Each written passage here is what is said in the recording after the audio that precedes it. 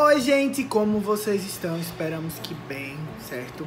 E hoje eu vim falar um pouquinho sobre o ácido hialurônico, mas do ponto de vista molecular desse componente aí queridinho do mundo da skincare. Então, vamos lá. Bom, então, fazendo uma introduçãozinha do que é o ácido hialurônico, tá? O ácido hialurônico, ele também é conhecido como hialuronano. Ele é um tipo de oligosacarídeo pertencente ao grupo dos glicosaminoglicanos, também conhecido como mucopolissacarídeo. Então, assim, ele é muito abundante na matriz extracelular. A matriz extracelular, ela é como se fosse o bercinho onde as células se ligam, tá? Estão ali, como é que eu posso falar? Acomodadas, para ficar mais fácil. Então, essa matriz extracelular é onde nós vamos encontrar uma grande quantidade de água, uma grande quantidade de nutrientes. O ácido hialurônico, ele é formado por dois monômeros. Eu vou deixar a foto da molécula aqui embaixo. Uma molécula de ácido D-glucorânico e um monômero de N-acetilglicosamina. Uma curiosidade é que uma pessoa que pesa em média 70 quilos, ela tem 15 gramas de ácido hialurônico no seu corpo. E desses 15 gramas, 5 gramas sofrem todos os dias o anabolismo e o catabolismo, ou seja, a construção da molécula, né, que é o anabolismo, e o catabolismo, que é sua destruição. Com relação à atividade biológica, o ácido hialurônico ele está envolvido no processo de proliferação, migração, na parte de nutrição, visto que ele está muito envolvido com essa parte da retenção de água, né? Então, os nutrientes eles ficam ali dissolvidos nessa água, daí as células absorvem também. Seu peso molecular varia entre 10 a 1000 kilodaltons. Ele mede em torno de 10 nanômetros, certo? O tamanho da molécula. E essa questão entre 10 e 1000 é justamente o que vai dar aquela história, né? De caracterizar, no caso, o ácido hialurônico como de alto ou baixo peso molecular. 3 classes de proteínas estão envolvidas na síntese do ácido hialurônico. Elas são denominadas de AH sintases. Dessas 3, 2 são responsáveis pela produção, pela síntese do ácido hialurônico de alto peso molecular, que seria a AHS1 e a AHS2. Gente, é até um trava-língua falar AHS. Enquanto a AHS3 ela é responsável pela síntese do ácido hialurônico de baixo peso molecular. Tudo isso começa ocorrendo na membrana celular, certo? Visto que essas proteínas são proteínas integrais de membrana. Então, essa síntese ela começa com essas proteínas de membrana. E daí, via ABC transportadores, o restante da reação ocorre dentro da célula, ou seja, dentro do meio intracelular. E tanto a síntese do ácido hialurônico por células animais quanto por micro-organismos, como por exemplo o Bacillus subtilis, vai resultar na produção ou a produção de hialuronato de sódio ou do ácido hialurônico em si. Falando um pouquinho agora das propriedades do ácido hialurônico, né? Todo mundo sabe que ele é capaz de reter 1000 vezes a quantidade de água no organismo. E essa água, no tecido, no caso, ela é utilizada para vários processos. Ela é super importante, né? Para o processo de nutrição, por exemplo, visto que os solutos ali vão estar diluídos nesse solvente, né? E as células vão conseguir absorver, certo? Nós temos também aí a questão da interação celular. O peso molecular do ácido hialurônico, a depender, né, se ele é de alto ou baixo peso molecular, vai estar muito ligado ao processo de sinalização celular, ou seja, aqueles processos que eu falei lá de crescimento, de motilidade, de migração, vai estar relacionado a ele. Uma curiosidade que eu tenho que ressaltar relacionado à questão da massa de ácido hialurônico presente no tecido, né, é que quanto mais a gente envelhece, essa massa de ácido hialurônico, esses agregados de ácido hialurônico na matriz extracelular, eles reduzem, enquanto a quantidade de ácido hialurônico livre aumenta. O ácido hialurônico também, ele é responsável pela lubrificação de tecidos. Tem várias patologias que são utilizadas, que o ácido hialurônico é utilizado como terapêutica, tá? Dentre eles, por exemplo, as artrites, no qual é injetado o ácido hialurônico ali nas articulações. mas essa parte eu não vou explanar muito bem, porque é uma parte mais médica. Eu vou deixar o artigo, certo?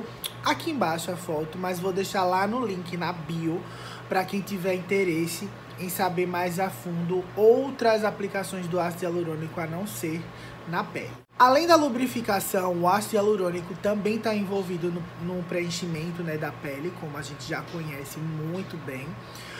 E também está envolvido nos processos inflamatórios. Quando tem a queda de ácido hialurônico, tem um receptor que eu vou falar mais à frente, chamado CD44, que ele tem o ácido hialurônico ele interage diretamente com esse CD44. Então, quando tem a redução, tem a questão da diminuição dessa interação com esse receptor, que está envolvido no controle do processo inflamatório. Então, quanto menos tem essa interação, maior a chance de ocorrer processos inflamatórios. Outro ponto a ser salientado é a questão da aplicação do ácido hialurônico, certo?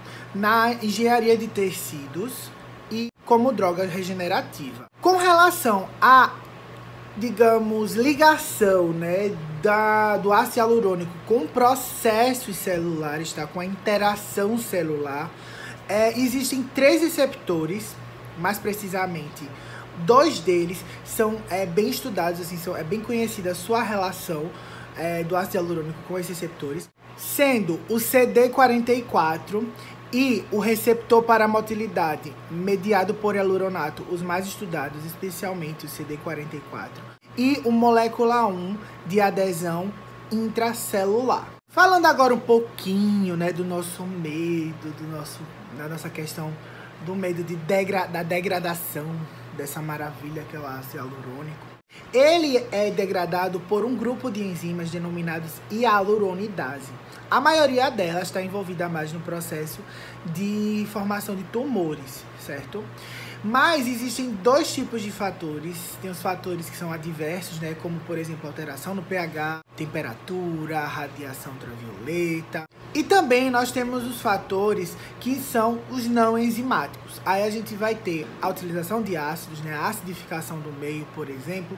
A questão da hidrólise alcalina, tá? E a questão da degradação oxidativa. É interessante mencionar também que o ácido hialurônico ele é resistente ao congelamento, ou seja, ao congelar ele não perde as suas propriedades. E assim, com relação às formas de apresentação, no artigo tem, acho que tem 2 tabelas enormes falando dos tipos de apresentação, porque o ácido hialurônico ele pode ser vinculado a outros grupos químicos, tá? Como, por exemplo, aminoácidos, enfim, tem vários lá, que é uma tabela bem extensa.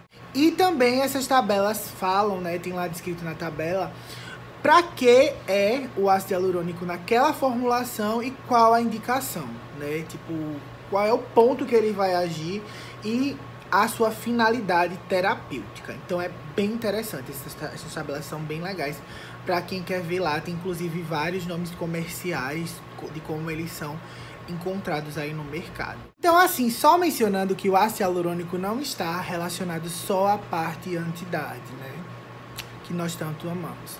O ácido hialurônico também ele está envolvido no tratamento de enfermidades, né, ligada ao sistema respiratório, tanto inferior quanto superior, no caso pulmões e também narinas, tá?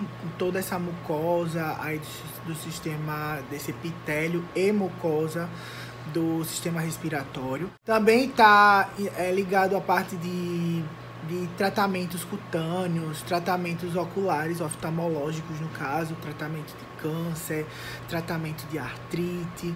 Um pouquinho eu vou falar no final sobre a toxicidade do ácido hialurônico, mas é mais relacionado a esses tratamentos mais sistêmicos, certo? Esses tratamentos mais invasivos. Então assim, agora, falando que todos nós amamos, que é a parte do ácido hialurônico com a finalidade anti-idade. O ácido hialurônico, quando ligado, né, ao CD44, ele vai promover a regeneração, né, a regeneração do ácido hialurônico, da pele. Então dá aquele efeito lifting, aquele efeito de preenchimento de rugas, aquele efeito de induzir a síntese de colágeno ali também.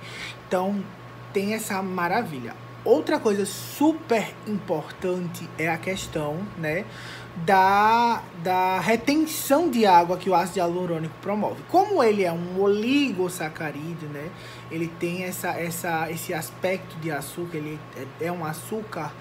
O açúcar, ele tem a capacidade de quê? De reter água. Então a pele fica com aquela sensação de preenchimento, né, por conta da água, porque a nossa pele quando tá ressecada a gente sabe que as rugas aparecem mais, enfim. E essa água também ali é importantíssima no caso, né, para a questão da solubilização ali de solutos. Então, tudo que a gente passa na nossa pele, né, vai estar ali naquela água, né, diluído ali naquela água, e as células vão conseguir absorver e utilizar para o seu benefício. E outra função também é a proliferação de queratinócitos, né? Vai aí ajudar na parte da barreira cutânea da pele. Lembrando que a pele ela é composta por epiderme, derme e algumas pessoas falam hipoderme ou só tem 2 camadas, né? Tem gente que aceita que a hipoderme é uma terceira camada da pele, tem gente que acha que não, né? Que é uma camada de tecido adiposo que separa a pele em si do músculo. Então, são essas funções, basicamente, a entidade que ele tem. Cara, e tem uma coisa nesse artigo que eu nunca vi ninguém nesse Instagram falar, que se chama uns adesivos com microagulhas, chamada PIES. P-I-E''S. O TM em cima, né?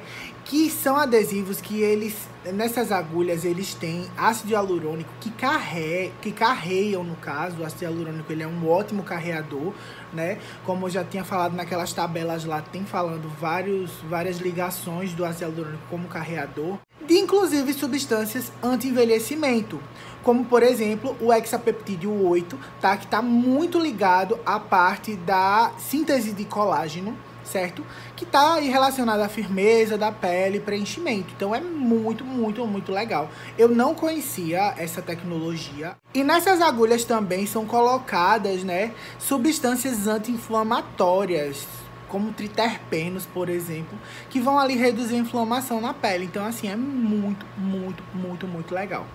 E também o ácido hialurônico, a gente sabe que a centela asiática, né? Muita gente sabe, na verdade, da galera do skincare principalmente, que a centela asiática, ela tem milhares de benefícios para a pele, inclusive anti-inflamatório, várias coisas. E o ácido hialurônico, ele ligado à centela asiática, ele carreia ela melhor para dentro da nossa pele, ou seja, ele otimiza a penetração desse ativo. Falando agora um pouquinho sobre a toxicidade, né, do ácido hialurônico, ele é um ativo muito seguro, tá, para aplicação tópica, para aplicação sistêmica também, mas podem ter reações, né, porque na biologia tudo tem as exceções, tudo existe as exceções, né? Então, assim, eu anotei, né, quais são essas exceções, porque eu não ia lembrar de todas, mas eu vou ler aqui o que tem no artigo e o que ele pode causar, lembrando que é mais a parte sistêmica. Então, ó, ele pode causar hipoestesia, certo? Hipoestesia é a redução ou perda parcial da sensibilidade. Reações vasovagais, isso aí tá ligado com questão de distúrbios circulatórios. Reação alérgica, choque anafilático, pode causar abscesso, hipersensibilidade, deslocamentos de dispositivos. Não vem na minha cabeça agora quais esses dispositivos, mas acredito que seja alguma coisa que possa ser introduzida na pele, por exemplo. Eritema, né, que é a vermelhidão do local. Isquemia, que é quando você tem a perda da oxigenação naquela parte, certo? Por hipóxia, né? Você reduz o oxigênio naquela região e daí o tecido morre, né? Perde oxigênio, morre, bem dizer, né? Enfim, morre. Ele morre, tá? E a isquemia pode levar a necrose, né? Que daí, no caso, já é o apodrecimento desse tecido. Acidentes vasculares, reações inflamatórias, erupções herpéticas, né, que é erupções por herpes vírus, e entre outros. É isso, até a próxima, espero que vocês tenham gostado desse vídeo.